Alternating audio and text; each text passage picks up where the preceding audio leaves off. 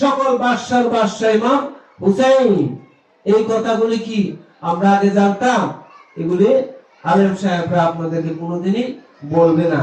কারণ বাদশাহে বাদশাহ, চলনায় হোক, খেলায় হোক, যে কোনো কৌশলে হোক, দুজাহানের বাদশাহ আমার দয়াল নবী হযরত মুহাম্মদ মুস্তাফা সাল্লাল্লাহু আলাইহি সাল্লাম, উনি হয়েছেন বুড়া, আর মাওলা ইমাম হুসেন আলাইহিস সালাম হয়েছেন কি বুড়ার চালক।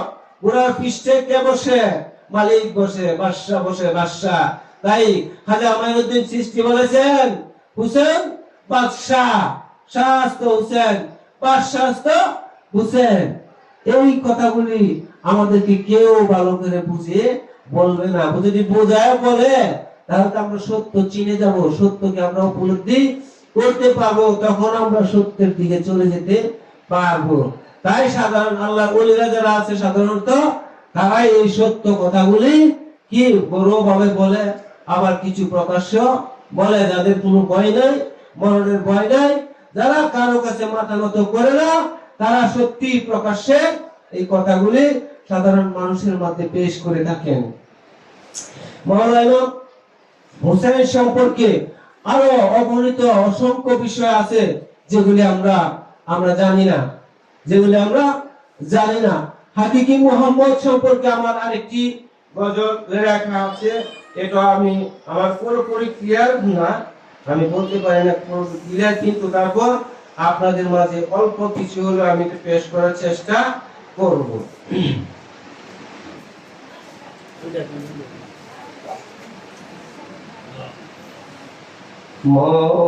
মুমিনের অন্তরে আগুন, মুমিনের অন্তরে আগুন লাগে আসলে কারবালা। হাকিকি মুহাম্মদ হুসাইন একে নূরে একে তন। হাকিকি মুহাম্মদ হুসাইন একে নূরে একে তন। এই কথা কি বলছে?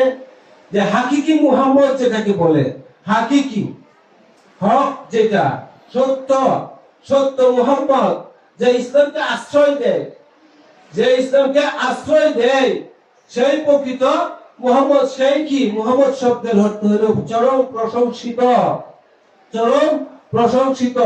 এবং সেই মুহাম্মদ হলো আল্লাহর বন্ধু। তাহলে আল্লাহর দ্বীনকে যে আশ্রয় দেয়, সেই কি